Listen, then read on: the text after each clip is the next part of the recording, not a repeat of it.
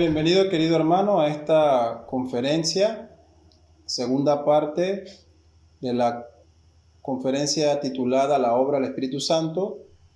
Vamos a estar tocando en esta sesión los frutos del Espíritu Santo y quiero pedirle que me acompañe en este hermoso recorrido acerca de la obra del Espíritu Santo en la vida del creyente.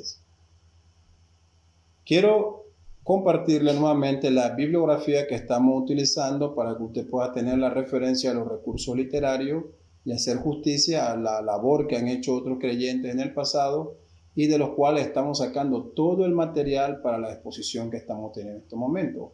Obviamente, como usted ha podido observar, estamos usando el manual del curso que ustedes ya tienen y del cual deben completar sus diferentes asignaciones. Los libros del Espíritu Santo por Edwin Palmer, el Ministerio del Espíritu Santo por R.C. Sproul, el libro del Espíritu Santo por John Owen, Las Grandes Doctrinas de la Biblia, capítulo 85 específicamente de R.C. Sproul, y un artículo web sobre el cesacionismo en la historia de la Iglesia Cristiana que ya utilizamos en la primera parte del Ministerio Gracia a Vosotros. Así que empecemos hablando acerca de la preocupación que existe en la actualidad por aquellas cosas externas. Usted estará de acuerdo conmigo en que en la actualidad hay una preocupación por manifestar alguna evidencia externa. Somos buscadores de la perfección, nos comparamos con otros individuos en lo secular, tanto en el trabajo como en la parte académica, y esto tampoco abandona al círculo cristiano. No somos distintos de estas cosas. Tendemos a medir nuestro progreso en la santificación examinando nuestro desempeño con estándares externos. Decimos malas palabras, vemos tales películas, consumo alcohol o me comporto de esta otra manera o no hago lo que hacen estos otros cristianos. Y así una y otra vez buscamos comparar nuestro progreso en la vida cristiana con elementos externos. Hay una preocupación sobre esto. Pero la verdadera prueba, la evidencia del fruto del Espíritu, muchas veces se ignora en este afán de buscar alguna manifestación externa. Y esto podemos ver que fue aquello que arrastró al grupo fariseo en la época de Jesucristo por estas manifestaciones de santidad y justicia externa. Vemos que también en la actualidad hay una preocupación por los dones. El mismo Espíritu Santo que nos guía a la santidad y da su fruto en nosotros también le da los dones espirituales a los creyentes, pero parece que estamos más interesados en poder tener un don que podamos manifestar externamente con grandes señales si es necesario, que cultivar estos frutos, estos hermosos y maravillosos frutos con el cual el Señor ha capacitado a todo creyente. Las cartas de Pablo a los Corintios dejan muy en claro este afán que tenía esta iglesia en demostrar o manifestar algún don. Vemos que también hay un problema de los no creyentes que practican justicia y permítame explicarla. Resulta frustrante cuando medimos nuestro progreso en la vida cristiana con elementos externos si nos topamos con aquellos que no creyendo en Dios tienen un estilo de vida que ante nosotros puede resultar como justa o correctamente moral. Y debemos decir que hay muchos no creyentes que exhiben virtudes que podemos identificar como si fuesen dadas por el Espíritu Santo. Conocemos personas que practican la paciencia, que son mansedumbre, que se dirigen con buenos modales y pensamos que deben tener el fruto del Espíritu Santo. Y eso nos lleva a nosotros en esta competencia o búsqueda de cultivar manifestaciones externas a una depresión, si podemos decirlo de esta forma. Debemos decir que hay una diferencia cualitativa entre las virtudes del amor, el gozo, la paz, la paciencia, etcétera, engendrado en nosotros por el Espíritu Santo versus virtudes exhibidas por los no cristianos. Los no cristianos operan en base a motivaciones de sus propios deseos, de sus concupiscencias. Las Escrituras dicen que el corazón es lo más engañoso y que siempre tienden al mal los hombres que no han sido convertidos. Así que ser llenos del Espíritu significa que la vida de una persona está controlada por el Espíritu Santo. Los no cristianos solamente pueden exhibir virtudes espirituales en la medida de su habilidad humana. Recordemos también que el Señor en su gracia común ha otorgado a todos también esta ley moral que rige a todos los hombres. Pero el don del Espíritu Santo y sus frutos es algo completamente distinto de esto.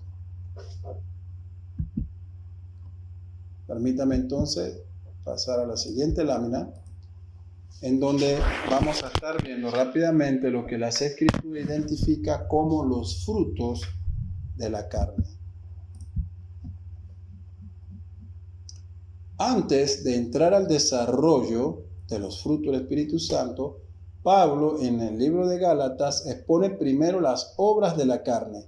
Las obras de la carne se hallan en un completo contraste con el fruto del Espíritu. Ahora bien, las obras de la carne son evidencias y podemos notarlas y son mencionadas en el texto bíblico de la siguiente manera: adulterio, fornicación, impureza, lujuria, idolatría, hechicería, enemistad, pleitos, celos, arrebatos de ira, ambiciones egoístas, disensiones, herejías, envidias, homicidios, borracheras, orgías y cosas semejantes, las cuales os advierto, dice el apóstol, con anticipación, como también os dije anteriormente, que los que practican tales cosas no heredarán el reino de Dios. Gálatas 5, 19 al 21, estamos utilizando una versión traducida de la King James. Es posible que un redimido caiga en cualquiera de estos pecados durante un tiempo. Cada uno de ellos ha sido manifestado en un momento u otro por el más grande de los santos. Sin embargo, debemos decir que dichos pecados no han de ser una característica del cristiano. La palabra claramente lo dice por medio del apóstol Juan, cuando en sus epístolas habla de que aquel que practica el pecado no es hijo de Dios. El creyente caerá, pecará, se levantará, se arrepentirá y caminará nuevamente hacia Cristo. Buscará entonces ser levantado y redirigido en la vida cristiana, pero en ningún momento se gozará y disfrutará perpetuamente sobre estos terribles pecados. Debemos decir que solo el Espíritu Santo puede concebir y producir el fruto del Espíritu. Podemos ser expertos predicadores sin el Espíritu. Podemos ser conocedores teológicos, genios de la historia cristiana y de la teología, estando en la carne sin ser convertidos. Podemos ser elocuentes oradores sin poseer gracia salvadora, sin haber sido salvos. No obstante, la única fuente del fruto del Espíritu Santo es la obra del Espíritu Santo en nosotros, en cada uno de los creyentes. El cristiano tiene que vivir no primordialmente en la obediencia a un conjunto de reglas, sino en el poder y bajo la guía del Espíritu Santo. Se nos dice en las Escrituras: andad en el Espíritu y no satisfazáis los deseos de la carne.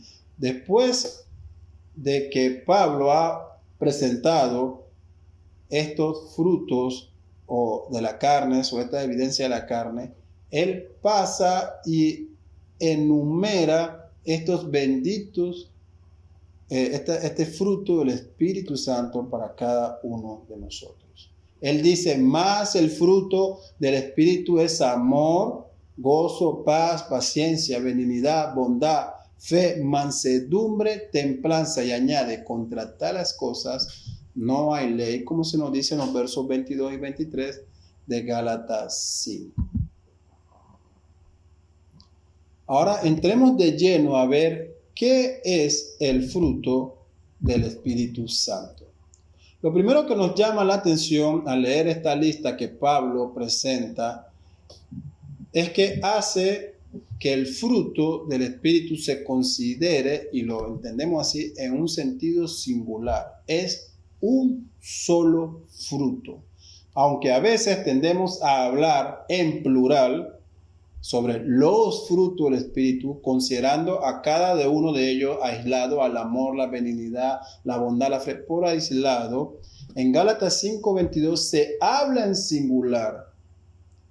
Y esto es interesante porque hace un contraste en cuanto a las obras de la carne, mientras que el fruto del Espíritu es en singular, el fruto en una unidad perfecta, las obras de la carne las habla en plural. Aquí tenemos muchas obras de la carne y un solo fruto del Espíritu Santo. Al leer este pasaje observamos que aunque los dones del Espíritu son muchos, el fruto es uno solo. Tanto en 1 Corintios 12 como en Romanos 12, la palabra dones está en plural. Y la clara enseñanza de estos capítulos es que no todos los creyentes tienen todos los dones, según expresa Pablo en 1 Corintios 12:31, y anima que debemos procurar los dones mejores, mientras que el fruto, según Gálatas 5, debe ser llevado entero por todo cristiano. No hay ni un solo individuo, querido hermano, que haya sido nacido de nuevo, que diga que posee parcialmente el fruto del Espíritu Santo o que no tiene ni el fruto del Espíritu Santo. Esto es contradictorio y no tiene concordancia con las Escrituras. Además, el hecho de que el fruto del Espíritu Santo sea uno solo tiene algunas implicaciones que vamos a observar. Significa, en primera instancia, que el progreso en la madurez espiritual no es principalmente cuestión de practicar hoy una virtud, hoy practico el amor, mañana la benignidad, pasado mañana la fe. No significa eso. No es algo que podemos tomar a nuestro antojo. Quiero un poco de amor, un poco de paciencia, un poco de mansedumbre. No se trata de decirse uno a sí mismo, esta semana voy a vivir de esta forma o la otra, sino que al ser un fruto en singular, el crecimiento espiritual es principalmente la entrega total como hábito en nosotros. Tenemos este fruto y debemos vivir en concordancia con este fruto y todas sus facetas, que es lo que vamos a ver a continuación. Así que es un hábito que debemos ejercitar, el vivir en el Espíritu. Y hermano, tengo que decirlo, que es muy triste escuchar a cristianos en la actualidad de iglesias bíblicas, no lo puede escuchar en cualquier otra denominación, pero aún dentro de iglesias bíblicas, que se han dicho o declarado, hoy no estoy en el Espíritu. Hermano, no me diga eso porque hoy no estoy en el Espíritu. O tal vez ha escuchado a alguien decir, lo que pasa es que él es un cristiano carnal. ¡Qué contradicción! Decir que hoy no está en el Espíritu equivale a no ser salvo. Tenemos el Espíritu Santo en nosotros, que nos ha dado todos estos dones y el fruto del Espíritu Santo. Decir que era un cristiano carnal es algo impensable dentro del contexto bíblico. Esta expresión quiere decir que eres hijo de Dios, pero también eres hijo del diablo, que está en ti el Espíritu Santo, mientras que está el espíritu de este mundo también en ti, lo cual no encuentra sustento a la luz de las Escrituras.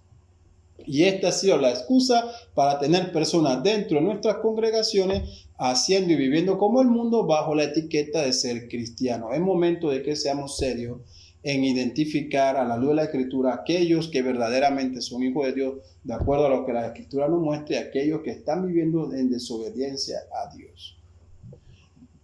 Seguimos también que esta consideración de que el fruto es singular nos conduce de la mano a una segunda observación sobre el fruto del Espíritu.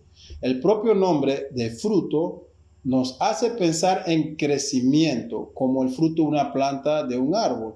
Cuando el fruto se deja ver en un árbol frutal es muy pequeño y tiende a transcurrir un proceso en las estaciones para que alcance su desarrollo y su tamaño total y su sabor. Siguiendo este ejemplo o simbolismo, podemos decir que producir el fruto del Espíritu Santo es cosa de toda la vida en el creyente. No esperamos ver el fruto del Espíritu Santo al minuto o al día siguiente de haberte convertido. Sí, evidencias de que has sido convertido y evidencia de que estás creciendo y madurando en el camino, en la vida cristiana, y que se está formando en ti de manera perfecta el fruto del Espíritu Santo en esta madurez cristiana. Otra implicación que observamos es que al ser un fruto también es múltiple. Es un solo fruto, pero con muchas facetas. 9 facetas en realidad son las que son mencionadas, o 9 virtudes cristianas son las que se mencionan en Gálatas 5 que conforman este fruto del Espíritu Santo. Estas 9 virtudes las podemos dividir en 3 grupos. Primer grupo son aquellas virtudes que se refieren a nuestra disposición básica hacia Dios y los hombres. Nuestro segundo grupo de virtudes son aquellas que se relacionan con nuestros semejantes. Y el tercer grupo de estas virtudes son aquellas que se refieren a nosotros mismos. Así que en esta ocasión vamos a estar hablando de la primera faceta, aquella que se refiere a la disposición hacia Dios y los hombres. Las 3 primeras virtudes que se mencionan en Gálatas 5, 22, 23 son amor, gozo, paz. Como queda dicho, son las relacionadas con nuestra disposición hacia Dios y hacia los hombres. El amor, como la más importante de todas las virtudes, que en otro lugar se llama el cumplimiento de la ley, viene en primer lugar. Al no especificarse cuál es el objeto del amor, hemos de entender que se trata de amor tanto para Dios como para el hombre. Amar a Dios sobre todas las cosas y al prójimo como a nosotros mismos, que es el resumen de la ley. El vocablo griego que se traduce aquí para amor es ágape, significa que es el amor que se entrega a sí mismo sin pedir nada a cambio, sin buscar su propio beneficio, sino que se entrega de modo total altruista. Recordemos que también el capítulo 13 de Corintios enfatiza a Pablo la prioridad del amor cuando vemos que debemos cultivar este fruto, esta faceta del fruto de nuestras vidas. Vemos a continuación que viene el gozo. Este debe ser en primer lugar el gozo que significa estar en Cristo, gozo inefable y glorioso, según nos dice Pedro en su primera carta, capítulo 1, verso 8. Un gozo de esta magnitud, aunque provenga de estar en Cristo, no tiene más remedio que reflejarse en nuestras relaciones. El mundo debe vernos gozosos por la salvación que hemos recibido y que no merecíamos, por estos dones que el Señor ha dado para su iglesia a través de todos los creyentes, incluyéndonos a nosotros, por este fruto que está creciendo en mi vida, que da evidencia de que soy verdaderamente hijo de Dios. La tercera virtud que se menciona en esta primera faceta, que es con relación a la disposición hacia Dios y los hombres, es la paz, que naturalmente se refiere en primer lugar a la paz con Dios. Recordemos, hermanos, que nuestra condición sin Dios es enemigo de Dios, destituido de su presencia, alejado de Él. Nos depara el infierno, todo el juicio de Dios. No hay remedio para nosotros hasta que el propio Dios interviene, provee un remedio a través de su Hijo Jesucristo. Obtenemos esta gran redención y como garantía de ser su Hijo ahora adoptado, poseemos su Espíritu Santo en nosotros que nos provee de esta hermosa paz. Una paz eterna que gozaremos con Dios en la eternidad. ¿Cómo puede una paz así dejar de afectar a todos los aspectos de nuestra vida? Es imposible, tiene que verse reflejado en todo lo que hacemos, este amor, este gozo, esta paz que hemos recibido. La segunda faceta del fruto del Espíritu Santo se refiere a nuestras relaciones con el prójimo. La paciencia significa el ser lentos para la ira. Hermano, ¿cuánto nos falta cultivar en nuestras iglesias, en nuestra vida familiar, en nuestra relación con otros, esta faceta del fruto del Espíritu? Somos impacientes, respondemos ante toda ofensa y no estamos dispuestos a callar y sufrir el agravio para hacer cesar las contiendas. ¿Cuánto falta a la iglesia de hoy esta práctica y es pecado en nuestras vidas, que debemos arrepentirnos y ir a Dios en oración y pedirle que nos dé fuerza por medio de su Santo Espíritu para poder practicarla. Esta virtud es una de las caras que muestra que hay amor en nosotros. Dice 1 Corintios 13:14, el amor es sufrido, es benigno. Así que implica la actitud de aceptar a los demás como son, con sus defectos y lacras, puesto que Dios nos ha aceptado a nosotros en esas o peores condiciones. Vemos que la benignidad lleva consigo la cortesía, la amabilidad, el ocuparse de los sentimientos ajenos, pero penetra más profundamente aún. La benignidad es la virtud que Jesús revelaba estando siempre dispuesto a hacer el bien a los pecadores arrepentidos. Por eso vemos que se nos llama a ser imitadores de Él. La próxima virtud que viene en esta lista, que frecuentemente se ha traducido por bondad, es más difícil de definir. Tal vez pudiéramos traducirla mejor como la caridad. Es una disposición de ánimo para hacer el bien a los demás. El amar al prójimo como a nosotros mismos incluye sin duda alguna la voluntad de cooperar a la solución de los graves problemas, aún de aquellos que afectan a la sociedad. Fuera de la esfera eclesiástica, debemos involucrarnos en la necesidad de aquellos que son nuestros vecinos, conocidos y que conviven con nosotros. Es una disposición de ánimo para hacerle bien a los demás. La tercera faceta son las virtudes relacionadas con nosotros mismos, llamada fe o fidelidad. Se refiere al hecho de realizar a conciencia la tarea que Dios nos proponga. Por ejemplo, en la parábola de los talentos, Mateo 25, 14 al 30, lo más importante no es el número de talentos que uno tenga, sino la fidelidad con que los usas en el servicio de tu Señor, en este caso de nuestro Señor Jesucristo. La fidelidad se demanda a cada uno de nosotros. Dios nos ha capacitado con esto en el fruto del Espíritu Santo para que con fidelidad seamos eficientes y atentos en las labores, en los dones que Él nos ha provisto y en cada función que desempeñamos. La otra faceta, o que forma parte de esta faceta, esta virtud es conocida como la mansedumbre, que es la virtud siguiente o lo opuesto a la arrogancia, la rebeldía y la violencia. Brota de la humildad e implica una disposición para someterse a los demás siempre que tal sumisión no sea contraria a la voluntad de Dios. La persona mansa no insiste en obrar siempre a su modo, sino que está dispuesta a cooperar con los demás. La última de las virtudes mencionadas es la templanza, que literalmente significa el control, el autocontrol o el control interior. Y también no hace falta mucho de esto. Somos prestos para responder, para agraviar, para ofender inmediatamente. No tenemos templanza, no hace falta dentro de la iglesia cristiana y es una virtud que debe acompañar la vida del creyente.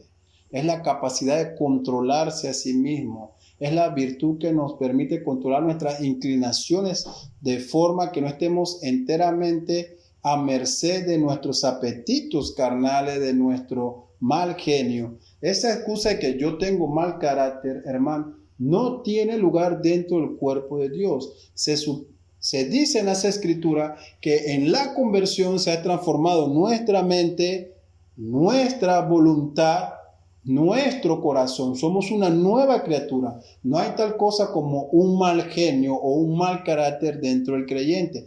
Todo debe ser sometido a la palabra de Dios, al Espíritu Santo. Debemos actuar con mansedumbre y templanza. Y si tenemos algunas acciones dentro de nuestra vida o hábitos como responder rápidamente con grosería o demás, debemos ir en oración a Cristo y ponerlo delante de Él y trabajar en nuestra vida para este cambio.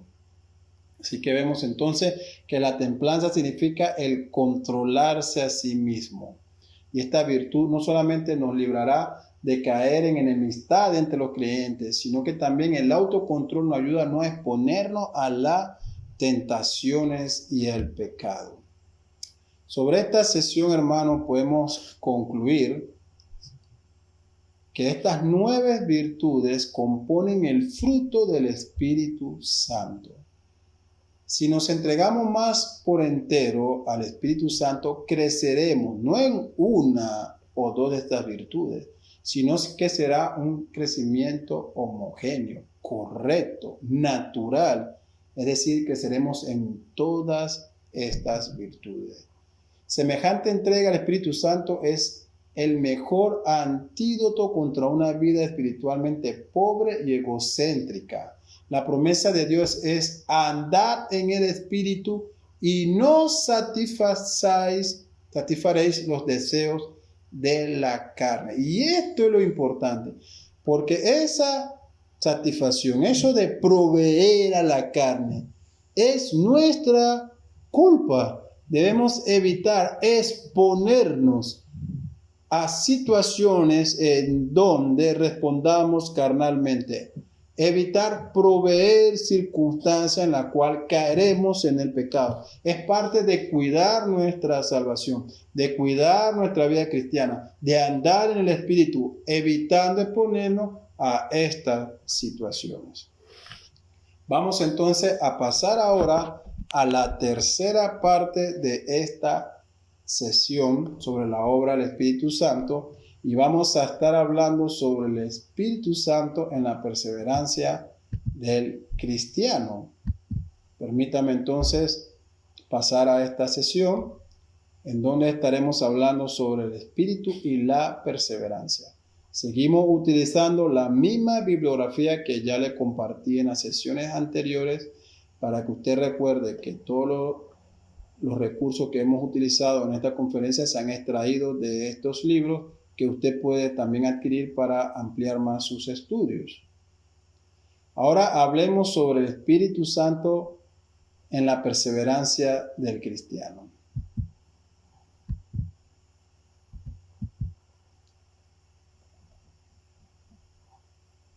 Permítame un minuto aquí para hablar entonces sobre esto. Ok, cuando hablamos sobre la perseverancia del cristiano, o mejor dicho, la obra que el Espíritu Santo habla sobre la perseverancia del cristiano, tenemos que decir que el Espíritu Santo preserva al creyente a través del camino de la santidad. Esta sesión la estoy extrayendo del libro El Espíritu Santo, escrito por John Owen, específicamente capítulo 14, que habla sobre la naturaleza de la santificación y la santidad evangélica, cómo el Espíritu Santo obra en esta preservación. Así que decimos que el Espíritu Santo preserva al creyente a través del camino de la santidad.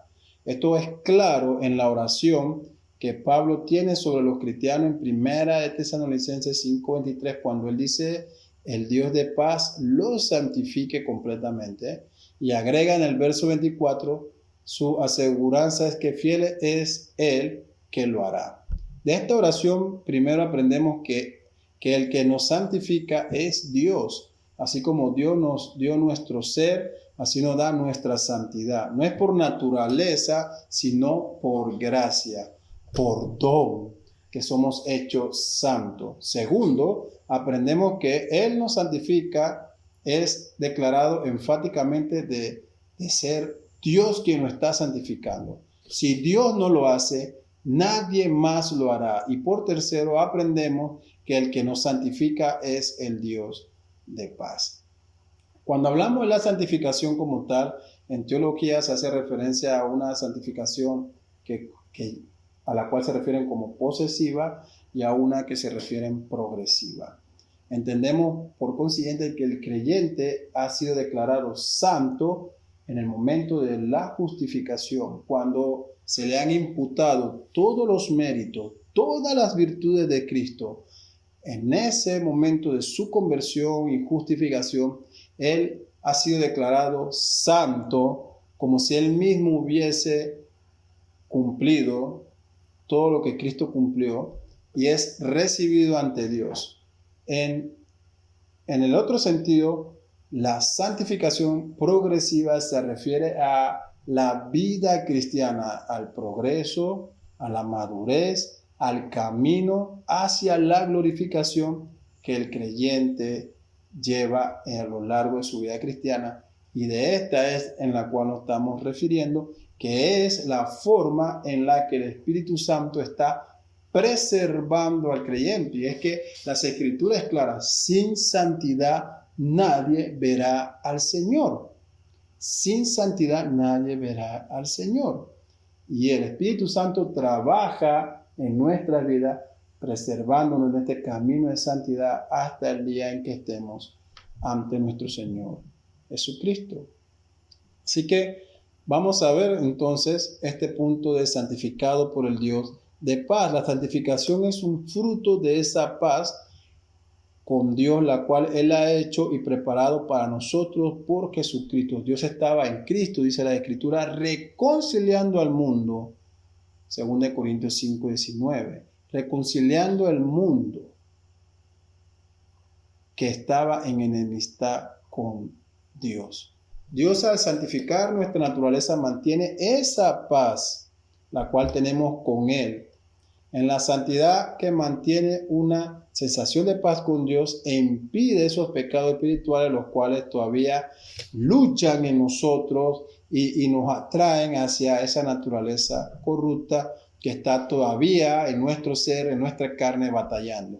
Por lo tanto, Dios, como el autor de nuestra paz, es también el autor de nuestra santidad. Él nos santificará completamente, esto es, enteramente, es decir, que todo nuestro ser que antes era pecaminoso y que estaba bajo el poder del pecado, será ahora santificado. No habrá excepción alguna, sino que será una santificación completa.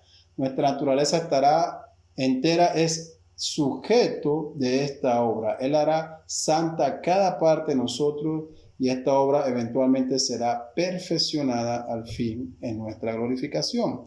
Vemos que Pablo está orando primero que nuestra naturaleza entera, nuestro espíritu entero, nuestra alma y cuerpo sean santificados, y entonces él ora de que seamos preservados, nótese, sin mancha en la paz de Dios a la venida de nuestro Señor Jesucristo. Esto él deja saber a los cristianos, es el propósito entero de nuestra santificación.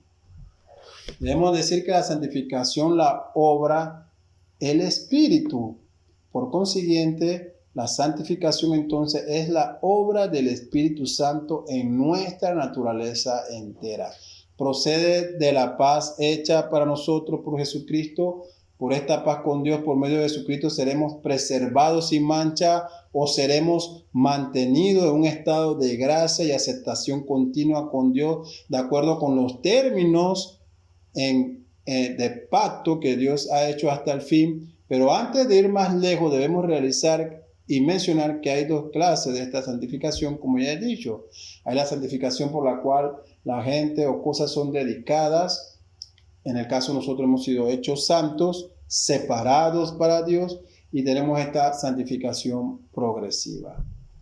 Podríamos preguntarnos entonces, ¿qué es la santidad? La santidad no es nada más que el implantamiento, el escribir y el vivir el Evangelio. Hemos sido implantados en esta nueva vida. Se ha escrito una nueva vida por parte de Dios en nosotros, un nuevo propósito. Hemos sido liberados y rescatados del pecado para vivir el Evangelio en nuestras almas. El Evangelio es la verdad que según la piedad, como dice Tito 1:1, también vemos que Jesús ora para que seamos santificados en la verdad, es decir, en la palabra de Dios que es la verdad, Juan 17:17. Esta es la verdad que nos liberta. Podemos decir que la santidad evangélica es un fruto forjado en nosotros por el Espíritu Santo. La santidad entonces un misterio para los hombres carnales. cómo nosotros, siendo pecadores, hemos sido santos. Es un misterio. Aún nosotros mismos tal vez tenemos dificultad en comprenderlo, porque conocemos de dónde Dios nos ha sacado a cada uno de nosotros. Vamos a ver entonces el propósito de Dios en el Evangelio.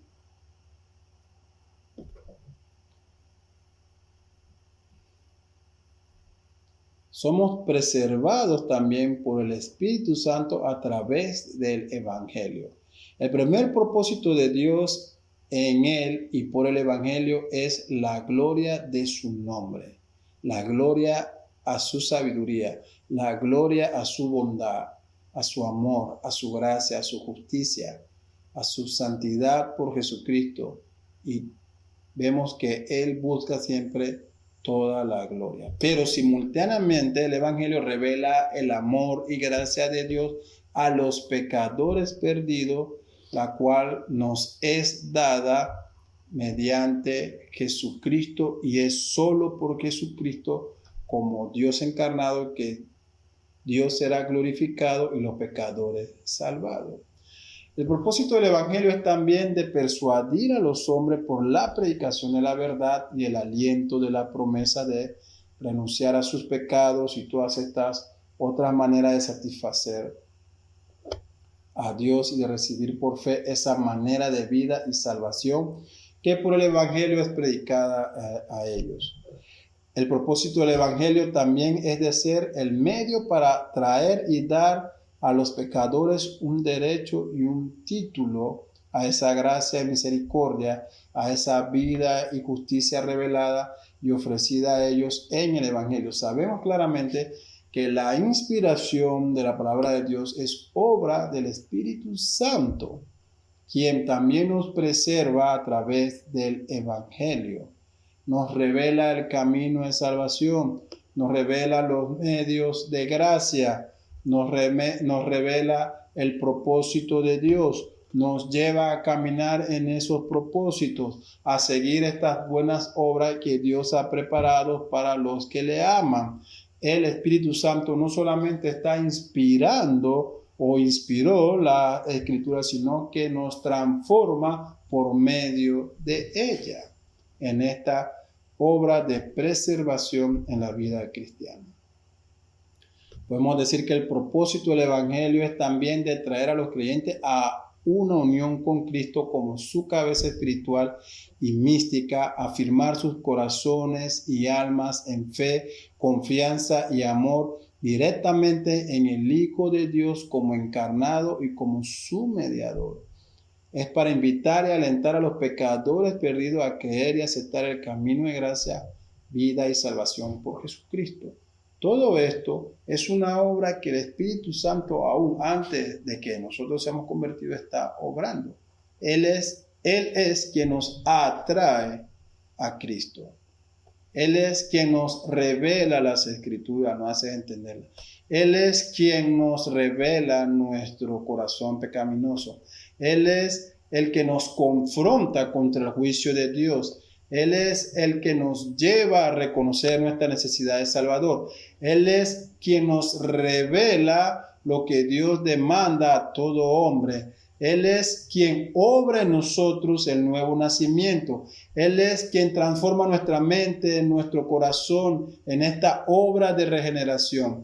Él es quien nos lleva entonces a caminar y dar estas pisadas en aquellas buenas obras. Él es quien nos restaura cuando tropezamos en el pecado. Él es el que nos amonesta si estamos actuando en contra de las Escrituras de Dios. Nuestra vida cristiana, nuestro caminar es preservado constantemente. No hay un solo día en que el Espíritu Santo haya abandonado a los hijos de Dios en el caminar cristiano, en el caminar hacia esta vida perfecta, a ser hecho a la imagen de Cristo. Vemos que lo que Dios requiere o pide de nosotros en esta vida cristiana, el Espíritu Santo nos lleva a esta obediencia a Dios. Dios no nos quiere o no requiere que hagamos expiación o satisfacción por nuestros pecados, aunque eso es lo que los pecadores culpables y condenados piensan, una obra visible externa. Pero en el Evangelio se ofrece un perdón por gracia, un don, incondicionalmente a los pecadores. Ninguna satisfacción o compensación es requerida por Dios para que sea hecha por ellos. Cristo ha hecho una expiación completa y perfecta por los pecados. Cualquier intento de expiar por nuestros pecados en lugar de confiar en la expiación de Cristo es pisotear el Evangelio. Lo que Dios sí requiere de nosotros es hacer juicio, amar misericordia y humillarnos para andar delante de Él, como se nos dice en Miqueas 6, verso 8. ¿Y cuál debe de ser nuestra respuesta a la promesa de que Dios nos hará santos? ¿Cuál debe ser entonces nuestra respuesta? Es una pregunta interesante. Vemos entonces cuál es la respuesta del creyente, aquel que ha sido verdaderamente convertido. Primero, debemos recordar nuestra inhabilidad total para obedecer a este mandamiento de ser santo. No tenemos la capacidad. Requerimos la ayuda, el socorro, la guía del Espíritu Santo, proveniente de Dios, dado a nosotros. Sin Él es imposible que cumplamos lo que Dios demanda en su palabra. Debemos entonces recordar nuestra inhabilidad y orar y pedir la dirección del Espíritu Santo. Segundo, debemos adorar esa gracia, ese don, la cual ha prometido hacer en nosotros lo que nosotros no podemos hacer, hacernos santos. Y debe ser un deseo en nosotros el cultivar una vida en santidad. Tercero, debemos orar en fe, creyendo la promesa de Dios de hacernos santos y mirar a Él para que nos supla con toda gracia necesaria para andar en santidad. Por cuarto, debemos orar especialmente por esa gracia que nos mantenga santos en tiempo de tentación y cuando se nos llama a llevar a cabo deberes especiales y difíciles. Sabemos que necesitamos el socorro del Espíritu Santo. Finalmente, nunca debemos olvidar que es el Espíritu Santo el que santifica a todos los creyentes y el que produce toda la santidad. En ello, las Escrituras nos da vasta evidencia en los textos sagrados de esta labor que el Espíritu Santo ejerce en cada uno de los cristianos. Entendemos, querido hermano, que es necesaria para nuestro bienestar la presencia que tenemos, obviamente, del Espíritu Santo en nuestra vida, la guía y que debemos procurar siempre buscar su dirección. Cada palabra que hablemos que sea de acuerdo a estas evidencias de una vida convertida.